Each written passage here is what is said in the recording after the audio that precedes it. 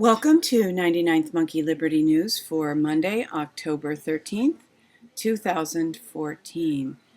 I have a lot of articles today, so I'll just skip through and won't comment very much.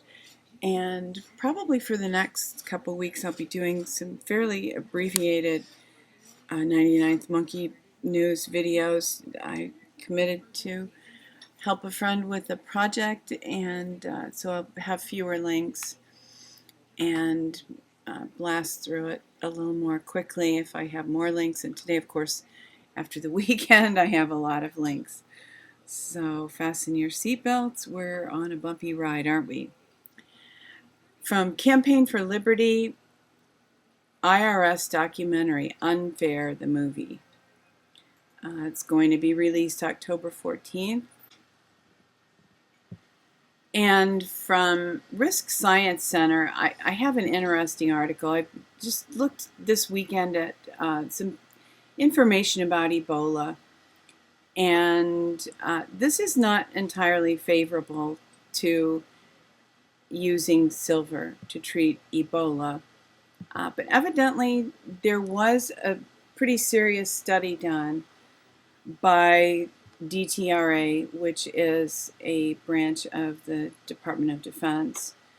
And according to this information, the use of silver in treating Ebola has been shown pretty effective. And I did notice this, and just as an aside, we have been making our own colloidal silver at home for several years, and we use it pretty extensively, and we and family members have used it successfully to treat MRSA, pink eye, sore throats, all kinds of things. It's all kinds of skin rashes, athlete's foot. It really is very broad spectrum, very safe, antimicrobial, and if you want to make your own, there's an investment to get this generator, but then all you have to purchase after that is distilled water, and you have pretty much an endless supply, so that's helpful. Ultraviolet light robot kills Ebola in 2 minutes. Why doesn't every hospital have one of these? This is from Natural News. I was really excited at first when I saw this because I thought it killed Ebola in people in 2 minutes. But it's to sterilize rooms and hospital rooms, sick rooms. This looks extremely effective. And so there's some good news in that. And in his weekly blog, Benjamin Fulford wrote a little bit about Ebola, and there is just rumblings that the whole thing is a hoax, and I'm leaning toward believing that. Why stage a real crisis that's going to cost money when you can stage a fake crisis and save yourself a lot of money doing things like caring for people? So this is Gemstone Freelance. Sometimes this guy's information is a little bit of a question mark for me, but this sounds pretty bona fide. From Ghana, Ebola is not real, and the only people who have gotten sick are those who have received treatments and injections from the Red Cross. And there was a video released over the weekend, Ebola hoax 100% revealed, CNN and New York Times, caught using crisis actors. Must see. So I'm not 100% convinced, but again, I'm leaning toward believing that this is a wag the dog kind of a fabrication that's meant to terrify us and herd us into whatever agenda is waiting for us from the social engineers. Mario Murillo is he just seems to be on fire as far as a Christian pastor, very well known, who is exposing truth and helping Christians to understand that we really need to focus on some of these issues and become aware of how we've been lied to. In this blog, he wrote, "To remain a free nation, we must deal with Benghazi. Benghazi is our litmus test to see if we deserve to remain a free nation." And of course, there are many issues, but this one really is very significant and can really become a kind of cornerstone in building a truth mentality.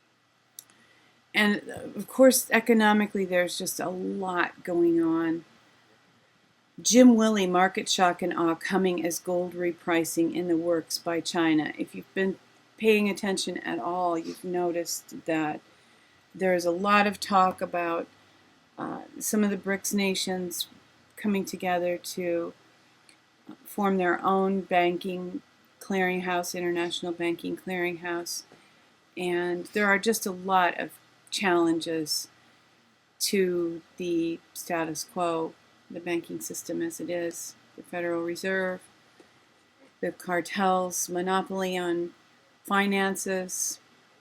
A lot of this is, it's not just gossip among truthers anymore. There's a lot of facts here, a lot of information coming out. Over the weekend, Fritz Springmeier wrote about the Rockefeller Foundation, its Illuminati power, and its corruption. So at one time, Fritz was advocating forgiving the Illuminati. It doesn't seem as if he's advocating that anymore, because he's just continuing to expose corruption.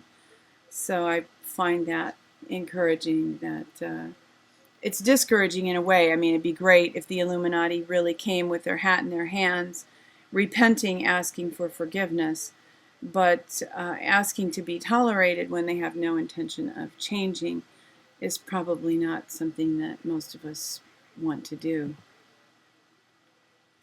It's just an interesting bit of history I came across over the weekend. The National Security Archive. Pentagon proposed pretexts for Cuba invasion in 1962. If you are fascinated by the Kennedy assassination, and if that's what got you going in seeking truth and becoming aware of alternative media, you might enjoy perusing this document.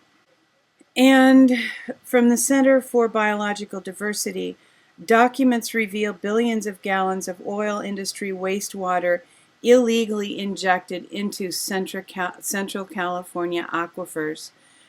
Yeah, not only do we have a drought, but the corporations, the big mega corporations, the oil industry is contaminating the water that is available in California. Tests find elevated arsenic, thallium levels in nearby water wells.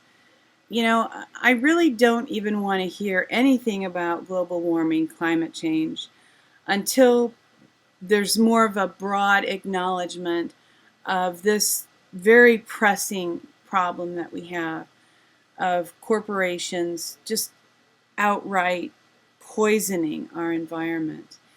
And I did see, I couldn't find the link this morning, that a lot of farmers are stopping using GMOs. Monsanto, I think it was a financial article that I saw that their revenues are down. So there's some good news there, and I have a little bit of good news.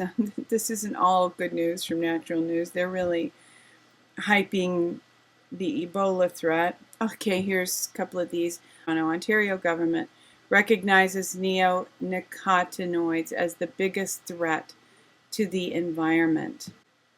And Tucson considers banning neonicotinoid pesticides to save bees and the environment.